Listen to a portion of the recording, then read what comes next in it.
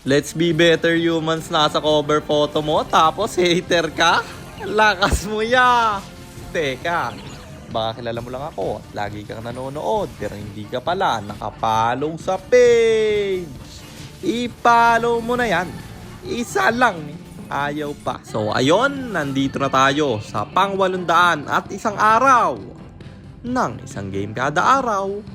Digmaan na! Parang may kilala akong ganyan din ang thought process ya. Ay, tapos na nga pala yung kontrata. Dito guys, gold lane ako gaya ng sabi ko kahapon dahil natalo tayo. Para wala akong pagsisihan kung sakaling maka-early yung kalaban. Kung matalo kami, kasalanan ko dahil wala akong silbi sa late G.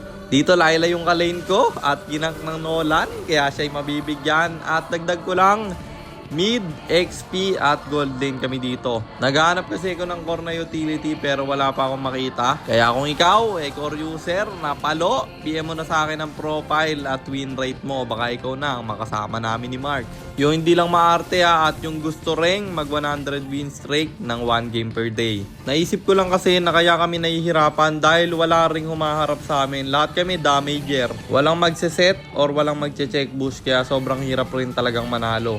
Yung huling talo pa namin, puro brusco yung mga kalaban. Kaya kung walang gagawin yung random, walang haharap sa amin. Talagang sasalagin namin, pati yung makukunat sa kanila. Ang maganda nga talaga naming combo, yung Johnson yung isa Kaso busy yung dalawa kong Johnson guys. Kaya kung merong Johnson main dyan, message nyo lang sa akin yung profile and win rate nyo.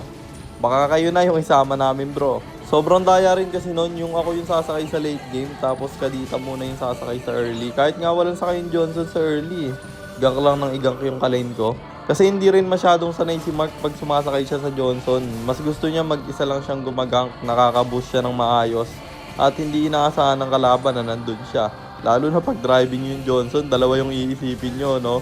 Yung bangga tapos yung kaditang nawawala, hindi makakalabas yung core nun. Dito pa naman sa trio, minsan lang yung nag-utility core. Kadalasan dito damage core Kaya neto, Lucas, pumasok, pulahan agad.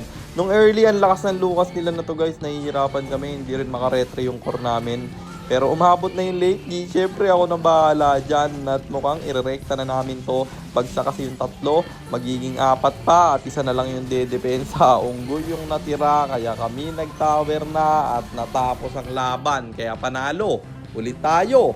And ang standing na natin ay 689, 112, 689 wins.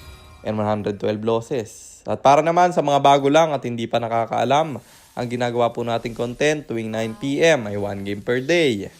Trio, rank, game. At ang goal natin sa content natin na to ay mag 100 win streak bro. Yun lang, sana meron kayo natutunan. Kung meron man pa-share lang, then after nyo i-share, mag-comment na rin kayo ng pa-shoutout para ma-shoutout ko kayo sa mga next nating content. At i-comment nyo na rin ang inyong mga katanungan kasi baka malay mo sa next nating content comment mo naman ang mapili ko. At para naman sa mga gustong magpapilot ng ML account, mag-PM lang kayo. Nagre-reply ako at syempre, may bayad yon kahit hanggang anong rank. Pwede nyo ipapilot kahit anong hero. Pwede nyo ipaspam basta may additional payment pag magpapaspam kayo ng hero. At yun lang guys, sana nag-enjoy kayo sa content natin na to.